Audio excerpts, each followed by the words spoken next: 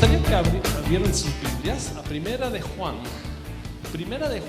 5. Hemos estado haciendo un estudio de estos libros, de este libro.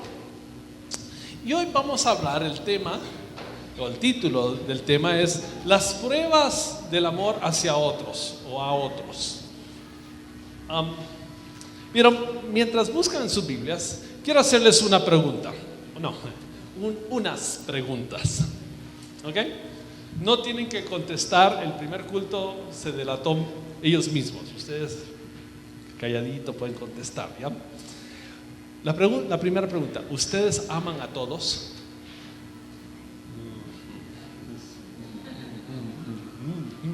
Ok, y se van a ser más difíciles. ¿Les cuesta amar a otros? Sí. ¿Ya? Una pregunta media difícil, ¿por qué les cuesta amar a otros? De repente les cae mal, de repente les ha herido, o muchas cosas, ¿no? O una pregunta así un poco con cuchillo y filo, ¿por qué no aman cuando Jesús mismo pidió que amáramos a otros como a nosotros mismos? ¿Por qué no amo? En obediencia. La otra pregunta que la puse, ¿y cuál es el problema? ¿Nosotros? ¿Otros? ¿Y qué tiene que ver la verdad que Cristo vivió, murió, resucitó con que tú ames a otros? ¿Sabes? Lo que pasa en nuestras vidas es que nosotros, en cierta manera, hemos distanciado la obediencia de Cristo y hemos levantado un muro entre los dos. Hemos levantado un muro entre la obediencia y la persona de Cristo y su sacrificio en la cruz por nosotros. Lo que hemos hecho es que hemos dicho, bueno, la obediencia, bueno, yo me ocupo yo, ¿no? Y Cristo, bueno, Cristo es Cristo. Pero ¿sabe lo que pasa? Es que este pasaje nos va a retar esta pared que ponemos nosotros entre los dos. ¿Y sabe por qué digo esto? Porque antiguamente yo decía, el pastor sabe todo. Y la verdad es que ustedes me informan, me dicen lo que está pasando. Pero me dicen palabras como esta: Esteban, es bien difícil amar a mi ex. O el otro, Esteban, tú no sabes qué tan difícil es amar a la competencia, ¿no? O Esteban, mejor no hablo de aquel que me despidió sin reconocer mi trabajo. Mejor no hablemos de eso.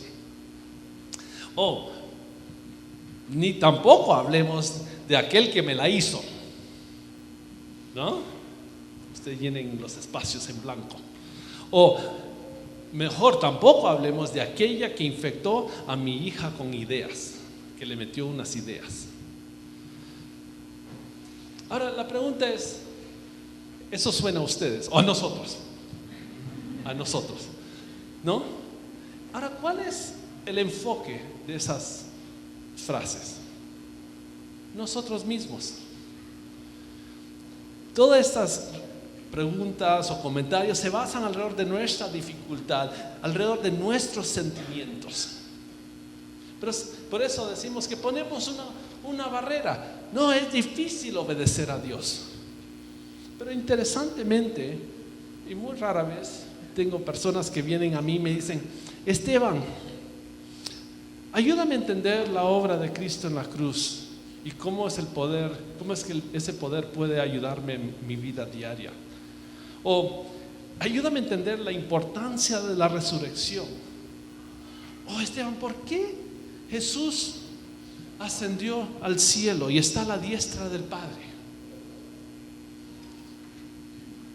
Por un lado levantamos una pared, por un lado obediencia es difícil, no puedo amar a otros, y por el otro lado, sí, Cristo hizo todo esto, pero nunca lo unimos. Intentamos vivir la vida cristiana sin el poder de Cristo. Intentamos vivir la vida cristiana sin Cristo, que no es vida cristiana. ¿Se entiende? Ponemos una barrera muy fuerte en nuestra obediencia, en lo que nos toca, pero Cristo lo dejamos detrás del muro. Y por eso este pasaje va a retar ese conocimiento, o no tanto conocimiento, esa cosa que hacemos. De repente no te das cuenta que lo hacemos. Va a retar esos patrones que nosotros tenemos en nuestra vida diaria. Ahora que han abierto sus Biblias, vamos a leer 1 de Juan 5, del 1 al 12. Y dice el pasaje: todo el que cree que Jesús es el Cristo ha nacido de Dios, y todo el que ama al Padre ama también a sus hijos. Así, cuando amamos a Dios y cumplimos sus mandamientos, sabemos que amamos a los hijos de Dios. En esto consiste el amor a Dios, en que obedezcamos sus mandamientos. Y estos no son difíciles de cumplir, porque todo el que ha nacido de Dios vence al mundo. Esta es la victoria que vence al mundo, nuestra fe. ¿Quién es el que vence al mundo sino el que cree que Jesús es el Hijo de Dios? Ese es el que vino mediante agua y sangre, Jesucristo, no solo mediante agua, sino mediante agua y sangre. El Espíritu es quien da testimonio de esto, porque el Espíritu es la verdad. 3 son los que dan testimonio y 3 están de acuerdo: el Espíritu, el agua y la sangre. Aceptamos el testimonio humano, pero el testimonio de Dios vale mucho más, precisamente porque el testimonio de Dios que Él ha dado acerca de su Hijo. El que cree en el Hijo de Dios acepta este testimonio. El que no cree a Dios lo hace pasar por mentiroso, no por haber creído el testimonio de Dios que Dios ha dado acerca de su Hijo. Y el testimonio es este: que Dios nos ha dado vida eterna, y esta vida está en su Hijo. El que tiene al Hijo tiene la vida. El que no tiene al Hijo de Dios no tiene la vida. Este pasaje está ligado a lo que dijo Jason la semana pasada, y por si acaso Jason y Sara salieron el martes pasado, están en Oregón, están tomando, no están de vacaciones, están informando a todas las iglesias y amigos que los apoyan para seguir su ministerio en Ciudad de Dios. Regresarán el 7 de marzo. ¿Okay? Pero este pasaje está ligado a lo que Jason nos habló acerca del amor de Dios. Y basado en el amor de Dios, Juan ahora nos lleva a considerar las implicancias de amor, nuestro amor a Dios, y nos lleva a considerar el tema de amar unos a otros. Jason habló del amor de Dios, que Dios es amor, pero ahora vamos a hablar de el amor unos por otros. Y el tema en general, como dije, se encuentra en el amor hacia otros. Mira el versículo 1 que dice: y todo el que ama al Padre, ¿qué hace? Ama también a sus enemigos. ¿Cómo es? Ama también a sus hijos. Si amo al Padre, ¿soporto a mi amigo? Más que soporto, lo amo. ¿Ya?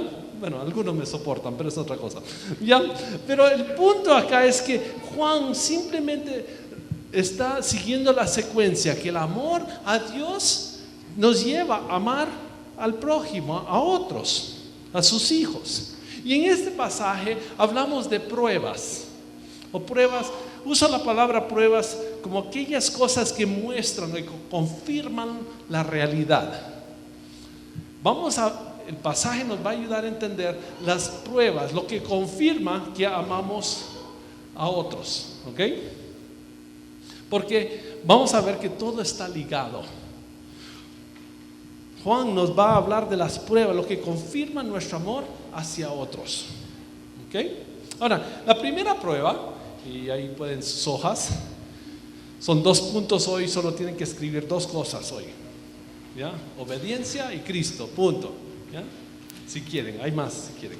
Pero la primera prueba es la prueba de la obediencia. La prueba de la obediencia. Y en los primeros versículos de 1 de Juan 5, Juan pone las bases y junta, o si quieres, y equipara, junta 4 conceptos, así una forma, una ráfaga, bastante rápido.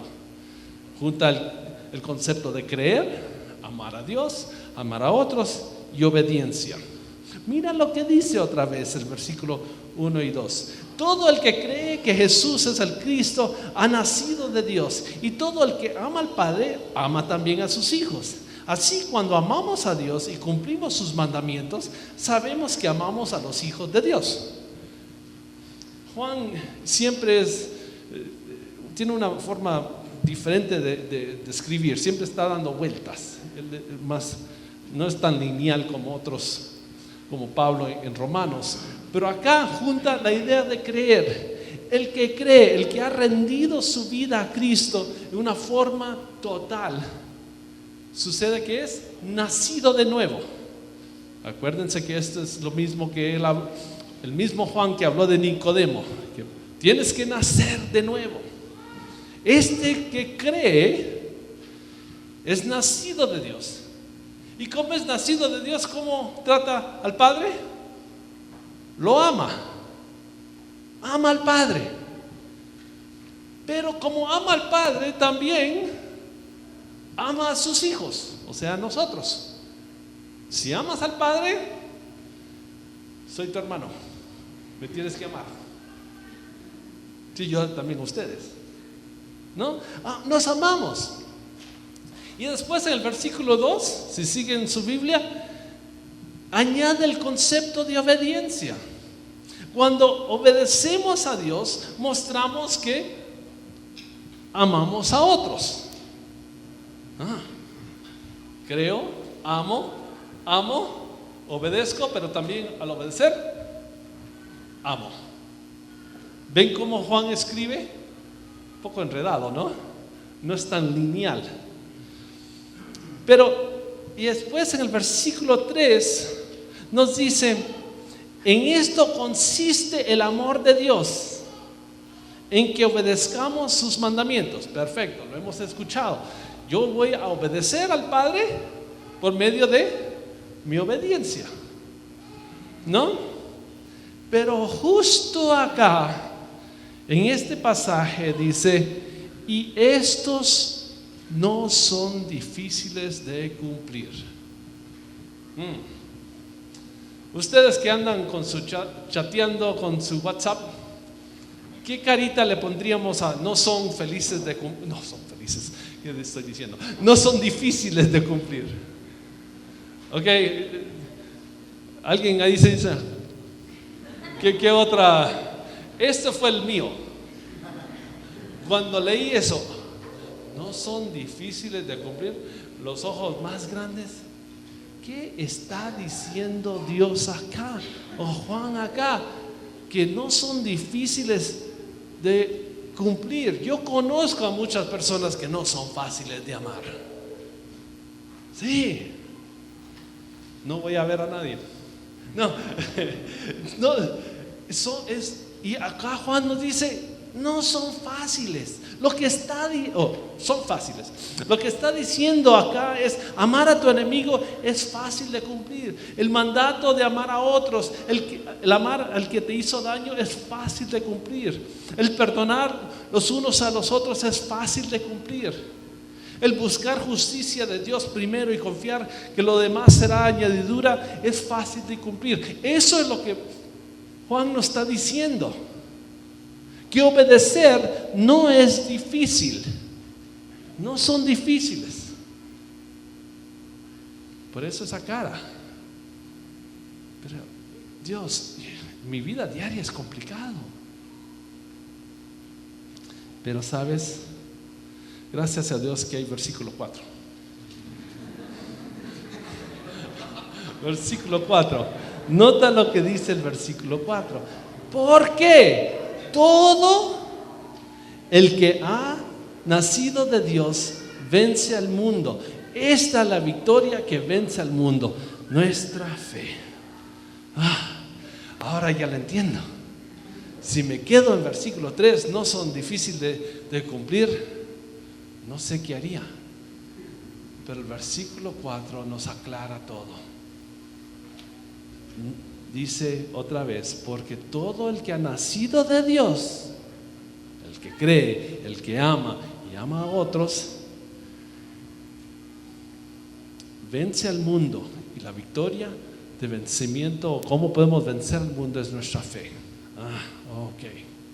Nuestra fe, la que nosotros depositamos en la persona de Cristo, es aquella que nos da la victoria. ¿Estamos de acuerdo? Para ayudarles un poco. Muchas veces cuando hablamos de Cristo y su muerte en la cruz, hay muchas metáforas que el Nuevo Testamento usa. Y una de las metáforas, imágenes que usa, es el lado jurídico. De que Dios en su muerte en la cruz, como hombre y Dios, muere, vierte su sangre por nosotros y nos declara santos o propicios ante Él. Por eso hablamos de propiciación, ¿no? Esa palabra grande, a veces que no la entendemos porque nosotros no matamos a corderitos enfrente de la iglesia todos los días, ¿no? Pero acá la metáfora es una de apaciguar la ira de Dios, y por medio de Cristo que murió en la cruz, nosotros somos declarados santos. Jesús nos justifica. Este énfasis es correcto. Romanos y Gálatas nos hablan de esto. Pero también tenemos otra metáfora que la vemos en otros pasajes que se usa para describir a Cristo en la cruz como Cristo el vencedor. En numerosos pasajes vemos que la muerte de Cristo en la cruz fue una batalla épica. Ok, piensa en Star Wars, mucho más grande. ¿Ya? Los hobbits, si están en eso, muchísimo más grande que eso. Es una batalla grande, enorme, el bien y el mal, a donde Dios manda a su Hijo y hay una pelea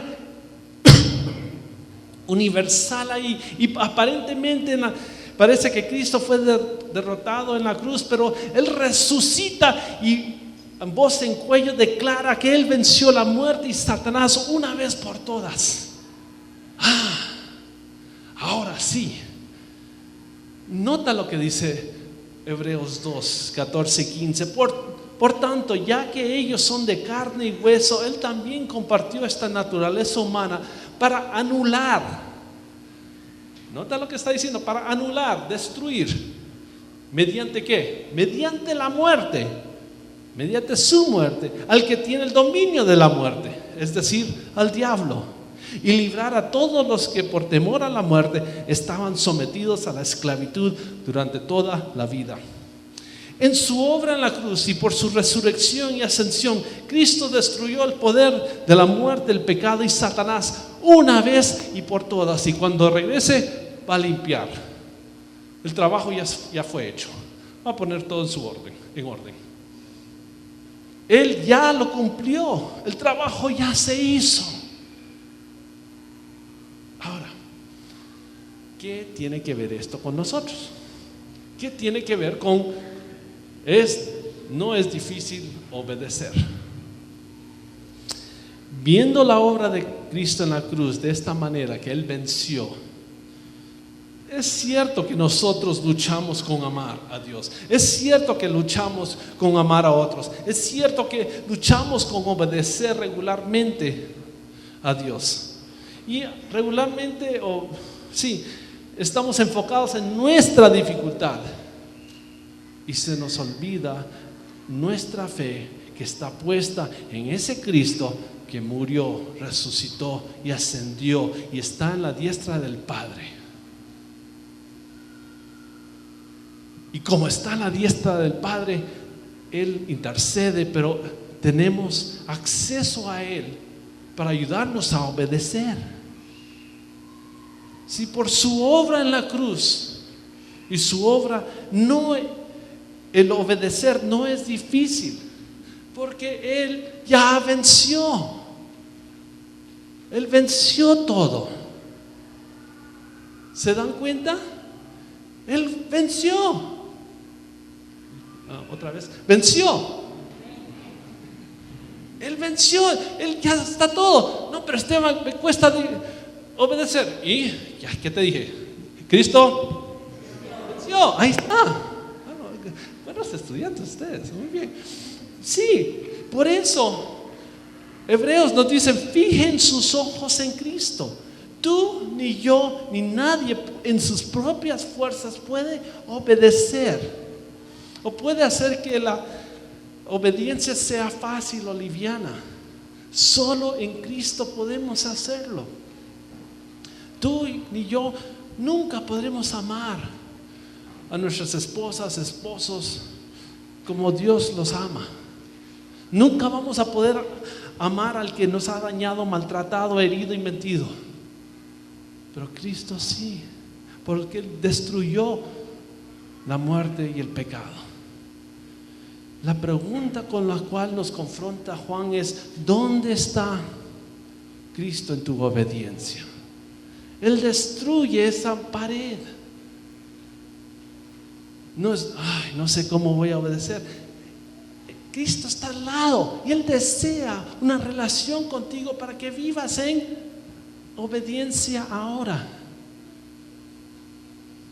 La primera prueba de nuestro amor hacia otros es nuestra obediencia. Si obedezco a Dios y lo hago en el poder de Cristo, vas a poder amar. ¿Sí? ¿Se dan cuenta? Esto es lo que está diciendo Juan. La segunda prueba es la prueba de Cristo. En el versículo 5, vemos que Juan nos hace una pregunta: ¿quién es el que vence al mundo sino el que cree que Jesús es el Hijo de Dios? Hablamos de un versículo bisagra que nos está conectado con el pasaje anterior o el tema anterior, pero nos abre la puerta para el siguiente. Y acá en el versículo 5 habla de que Jesús vence al mundo, pero también nos habla que ¿quién es el que vence? Jesús, que es el Hijo de Dios. Y vemos que ahí Juan empieza a hablar de la prueba. Lo que confirma nuestro amor hacia otros es la persona de Jesús. Y ya empieza a hablar de quién es Jesús en los versículos del 6 hasta el 12. Y en todo este pasaje o estos versículos hay un principio que está latente ahí. La fe que tenemos es solo tan fuerte que el objeto de esa fe. La fe que tenemos es solo tan fuerte que el objeto de esa fe. Te voy a explicar. Si tú vienes y me dices después del culto, con todas las ganas del mundo, con toda la fe, y me haces una pregunta acerca de cómo imprimir un libro y cómo hacerlo en colores y cuánto costaría y en cuánto tiempo lo puedo imprimir yo. Disculpa, tu fe está mal puesta, porque no tengo la menor idea. Por más que tengas muchas ganas. Ahora, tu fe solo es tan fuerte como el objeto de tu fe, yo. En ese caso, nada. Ahora, si vienes con las mismas preguntas y le haces a Gabriel, ¿cuánto me costará y cómo lo haces y cómo esto, todo lo técnico? Tu fe va a estar bien puesta. Mucho más eficaz que conmigo. ¿Se entiende? Ahora, la fe que tenemos es solo tan fuerte que el objeto de esa fe. Y cuando Juan, por eso regresemos a Juan, cuando Juan toma tiempo para esclarecer la persona de Cristo, está enfatizando, amigos, el que venció la muerte, el que resucitó y destruyó el poder del pecado y que nos da la habilidad para obedecer, es el Hijo de Dios.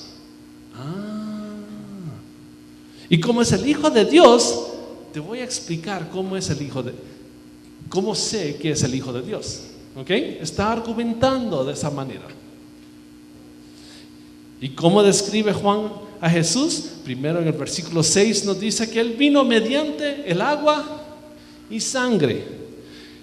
Que vino con ambos, no solo uno, sino dos. No solo fue bautizado por agua, sino que también se mostró como el Hijo de Dios mediante su sacrificio en la cruz.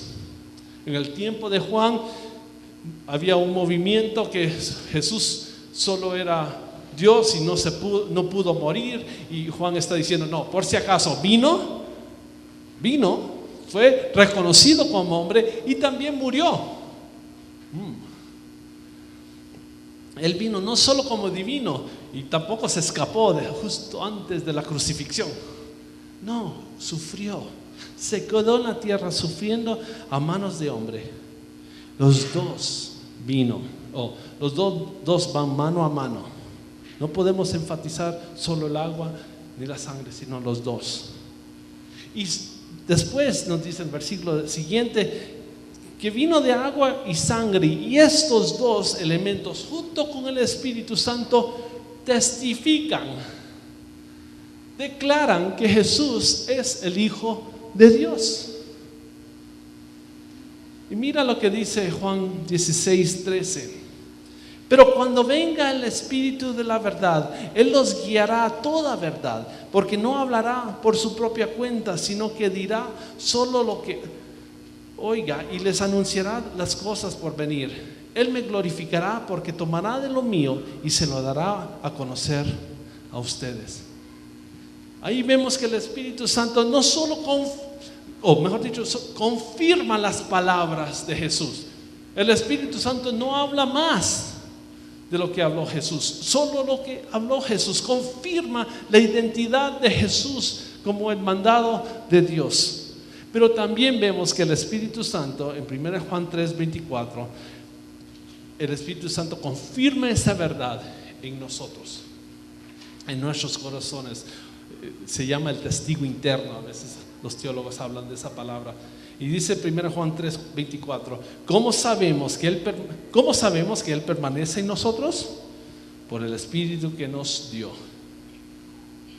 Estas tres cosas, el agua, la sangre y el Espíritu Santo, testifican de la persona de Cristo y lo declaran como el Hijo de Dios. Y esto vale mucho más porque es el testigo de Dios, o Dios está diciendo eso, no los hombres. No es un invento humano, sino viene de Dios. Por eso en el versículo 8 está diciendo esto. Ahora, habiendo dicho eso, tenemos que aplicarlo.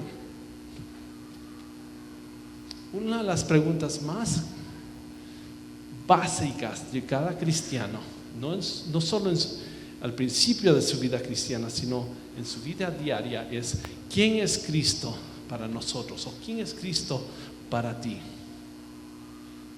Si nosotros llegamos a la conclusión, o no le hacemos caso, mejor dicho, al testimonio del agua, la sangre y el Espíritu Santo, entonces decimos que Jesús fue un hombre más, punto. Y si decimos que Jesús fue un hombre más, vámonos, ya terminó. No hay nada que hacer acá. ¿Se entiende? Pero si estamos dispuestos a escuchar y considerar los testigos del agua, la sangre y el Espíritu Santo, entonces llegamos a la conclusión que Jesús es el Hijo de Dios. Y esta conclusión nos lleva a ordenarnos bajo su soberanía y su persona, porque es Hijo de Dios, es el Dios, no simplemente un hombre más. ¿Se entiende? Cuando Juan explica todo esto, está diciendo: por si acaso, el Hijo de Dios fue el que murió por nuestros pecados. Él venció y nos da el poder para vivir como deberíamos vivir. Y este testimonio no es humano, no es una invención, es Dios mismo. Y si nos saltamos al versículo 11 y 12, vemos cómo Juan concluye esto. Dice, el testimonio es este, el mensaje es este, que Dios nos ha dado vida eterna. Y esa vida está ¿en quién? En su Hijo, en su Hijo.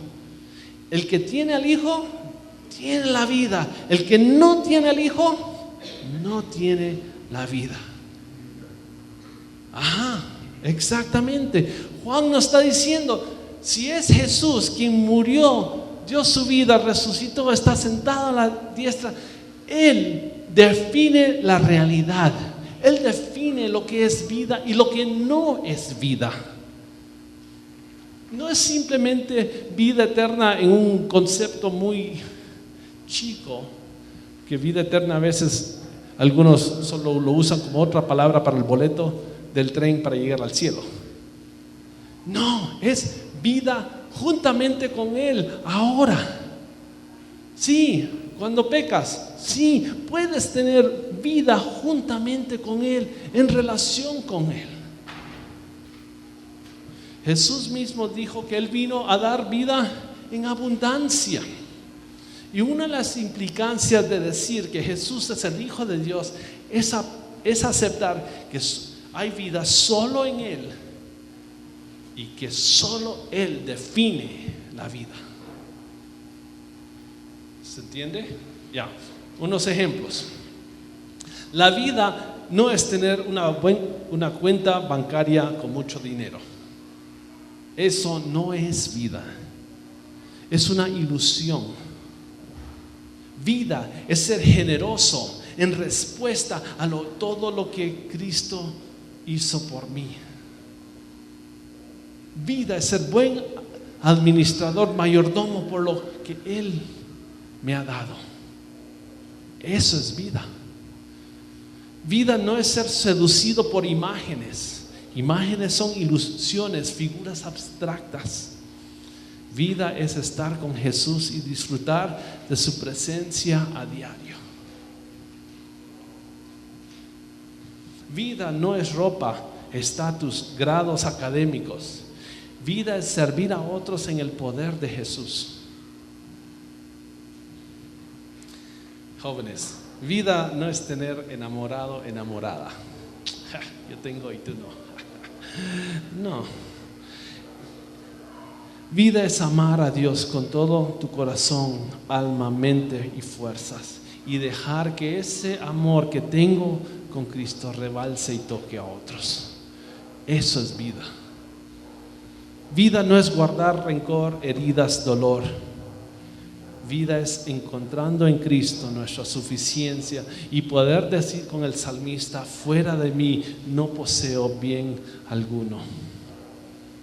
Eso es vida.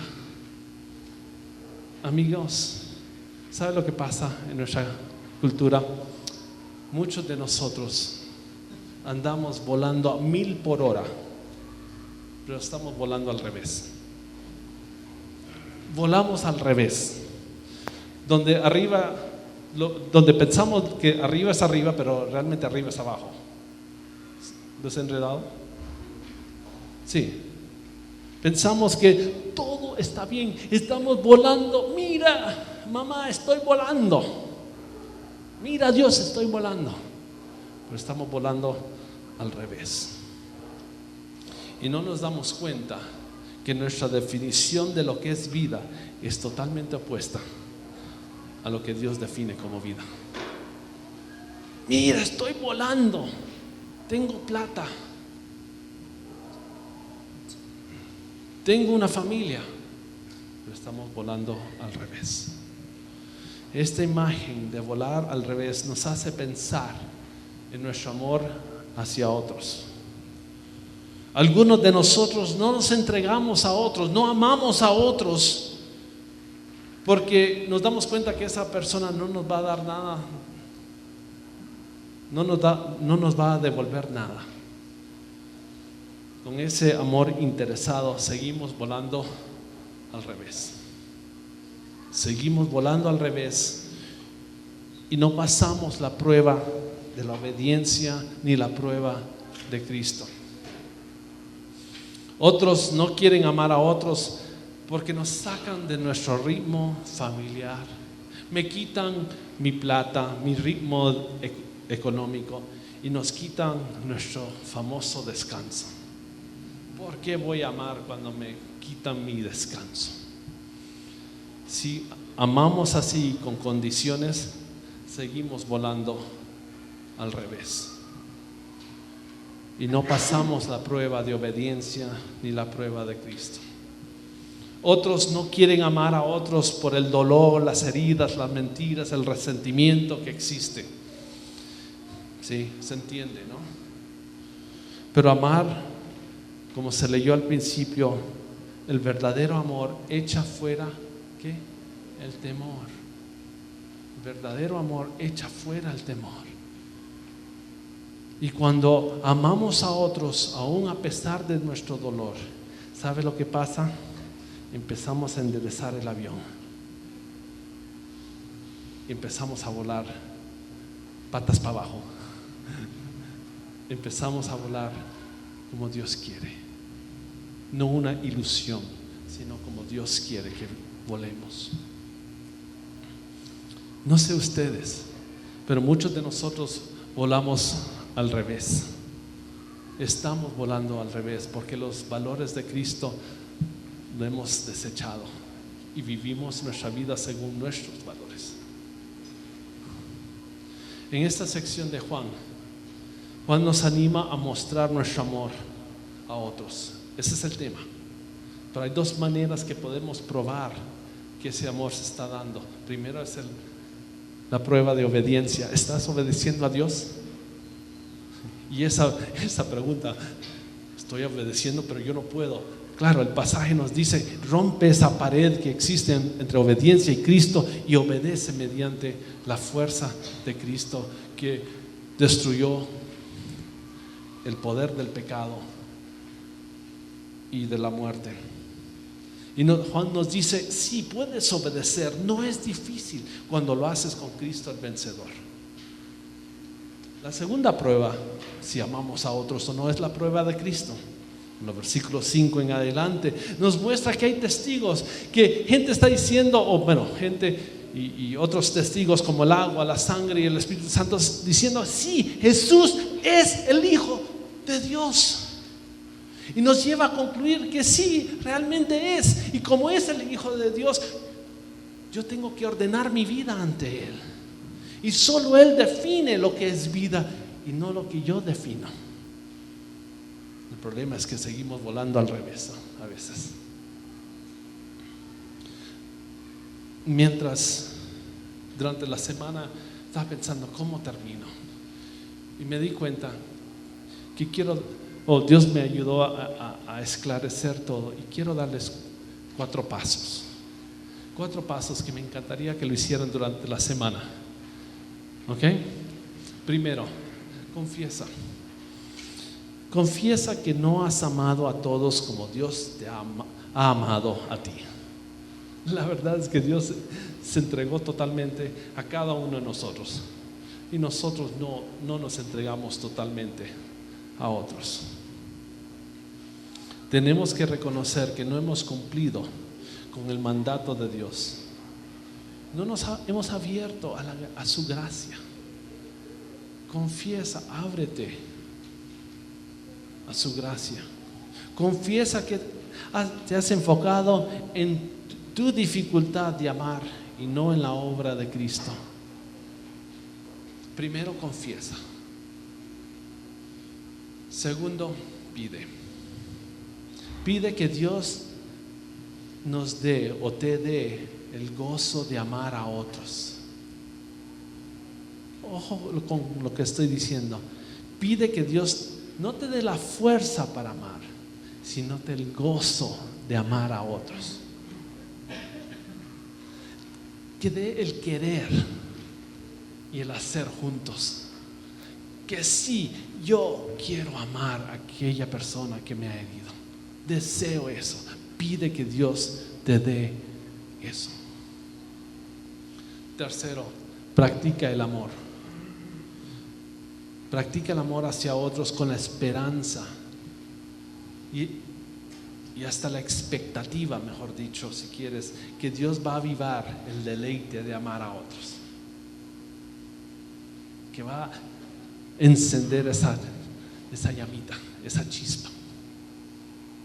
Practica el amor con la expectativa que Dios va a encender esa chispa. Y tercero, o cuarto, disculpa, deleítate en la persona y obra de Cristo. Amigos, tú ni yo lo podemos hacer solos. No lo podemos hacer solos. Deleítate en la persona y obra de Cristo. Él ha hecho tanto por nosotros. Deleítate en Él. Ya lo tienen escrito, ya le tomaron foto, ya me hago un lado. No. Pero amigos, ahí empieza. Me encantaría que a medida que el camino y nosotros empezamos a amar a otros y pasamos la prueba de la obediencia y pasamos la prueba de Cristo, va a haber cambios en esta ciudad. Inclinemos nuestros rostros.